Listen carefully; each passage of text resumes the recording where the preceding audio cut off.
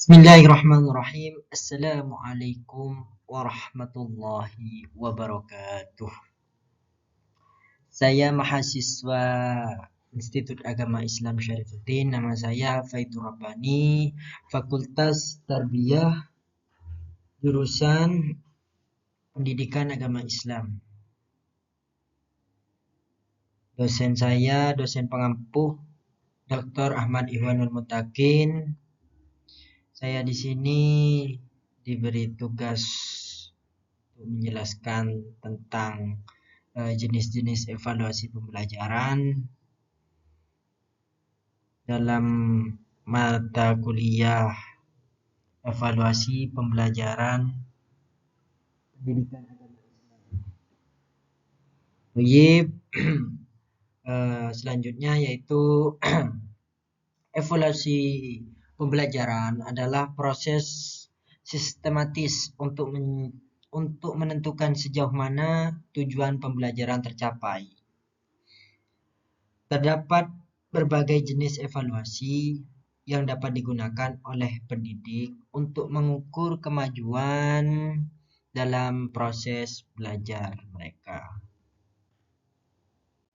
Kemudian, pengertian evaluasi pembelajaran itu diambil dari 3, yaitu penilaian sistematis, pengambilan keputusan, perbaikan berkelanjutan. Yang mana penilaian sistematis itu evaluasi pembelajaran adalah proses pengumpulan dan analisis data secara sistematis. Untuk apa? Untuk menentukan tingkat pencapaian tujuan pembelajaran. Yang kedua, pengambilan keputusan, yang mana hasil evaluasi digunakan untuk mengambil keputusan dalam rangka meningkatkan kualitas pembelajaran. Yang ketiga, yaitu evaluasi yang efektif, yang memungkinkan pendidik untuk terus memperbaiki metode dan materi pembelajaran. Kemudian, di sini ada tujuan dan fungsi evaluasi pembelajaran. Yang pertama, mengukur kemajuan, yang mana evaluasi dapat mengukur sejauh mana siswa telah mencapai tujuan pembelajaran yang ditetapkan. Jadi, evaluasi itu pastinya membutuhkan sebuah ukuran kemajuan siswa sampai di mana, itu yang harus dievaluasi, apa yang menjadi titik kurangnya gitu.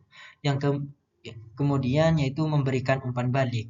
Hasil memberi umpan balik tersebut, yang maksudnya itu hasil evaluasinya dapat memberikan umpan balik kepada siswa dan pendidik untuk apa? Untuk perbaikan di masa yang akan datang. Itu. Kemudian meningkatkan kualitas. Sebagaimana evaluasi yang efektif dapat membantu meningkatkan kualitas proses dan hasil pembelajaran. Jadi evaluasi itu sehingga bisa menimbulkan efek kualitas yang wow gitu. Agar apa? Agar sebuah evaluasi yang sudah ditentukan ataupun sudah diketahui itu yang menjadi pokok pembelajarannya ke depannya gitu. Kemudian pengambilan keputusan, sehingga ketika ada informasi dari evaluasi dapat digunakan untuk apa? Untuk membuat keputusan yang lebih baik terkait pembelajaran. Jadi sesuatu dari pokok tersebut mengukur kemajuan, memberikan umpan balik, meningkatkan kualitas, pengambilan keputusan. Itu semua berfungsi, ada tujuannya masing-masing dalam evaluasi pembelajaran. Lanjut. Jenis-jenis evaluasi berdasarkan tujuannya, yang mana ada evaluasi formatif. Apa itu? Yaitu dilakukan selama proses pembelajaran untuk apa? Untuk mengetahui kemajuan siswa dan memberikan umpan balik. Itu yang formatif. Kemudian yang kedua ada evaluasi sumatif yang mana dilakukan pada akhir periode pembelajaran untuk menilai pencapaian siswa secara keseluruhan. Itu yang sumatif. Kalau yang evaluasi diagnostik yaitu dilakukan secara mengidentifikasi kekuatan dan kelemahan siswa serta merencanakan perbaikan. Jadi, beda dari jenis-jenis evaluasi dari ketiga ada evaluasi formatif, ada evaluasi sumatif, dan evaluasi diagnostik. Itu perbedaannya dalam segi evaluasi. Kemudian, jenis-jenis evaluasi berdasarkan waktu pelaksanaannya. Pertama, ada pra pembelajaran yang mana evaluasi awal untuk mengidentifikasi kemampuan siswa sebelum pembelajaran dimulai. Kedua, saat pembelajaran yang mana evaluasi formatif untuk memantau kemajuan siswa dan memberikan umpan balik. Kemudian yang terakhir atau yang ketiga yaitu pasca pembelajaran yang mana evaluasi sumatif untuk menilai pencapaian tujuan pembelajaran secara keseluruhan. Gitu.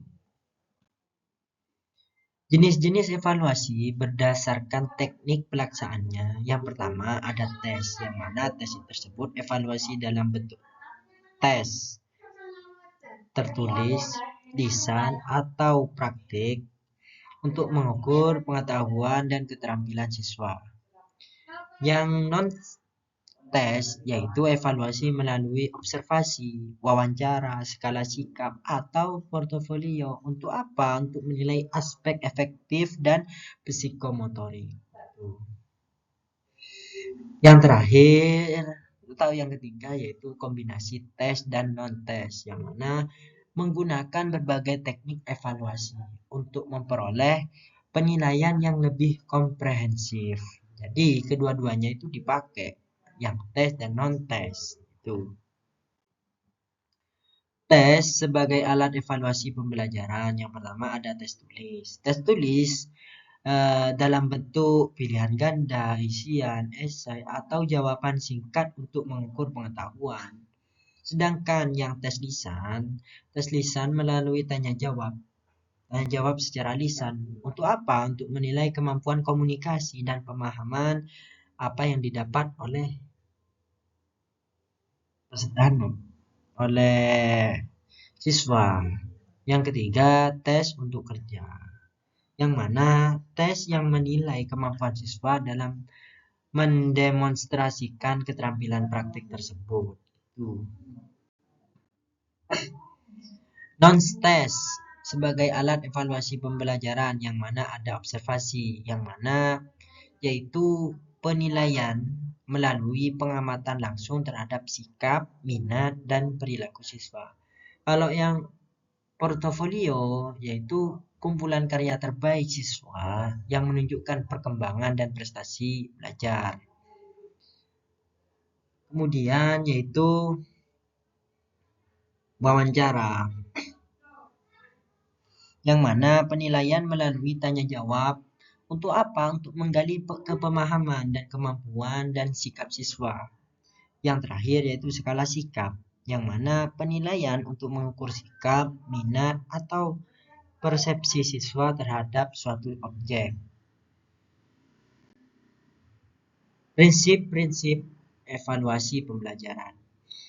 Di sini ada prinsip yang mana berorientasi pada tujuan, yang mana evaluasi harus selaras dengan apa? Dengan tujuan pembelajaran yang diinginkan, yang harus dicapai. Yang kedua yaitu komprehensif, yang mana ada evaluasi harus mencakup aspek kognitif, efektif, psikomotorik. Yang ketiga yaitu harus ada prinsip adil dan objektif, yang mana ada evaluasi harus dilakukan secara adil dan objektif tanpa apa? Tanpa diskriminasi. Yang terakhir yaitu berkesinambungan. Evaluasi harus dilakukan secara terus-menerus selama proses pembelajaran. Kemudian ada penerapan jenis-jenis evaluasi dalam pembelajaran. Itu pendahuluan, yang mana evaluasi awal untuk mengidentifikasi pengetahuan dan keterampilan awal siswa. Kemudian pelaksanaan, yang mana memakai evaluasi formatif. Untuk apa? Untuk memantau kemajuan dan memberikan umpan balik selama pembelajaran.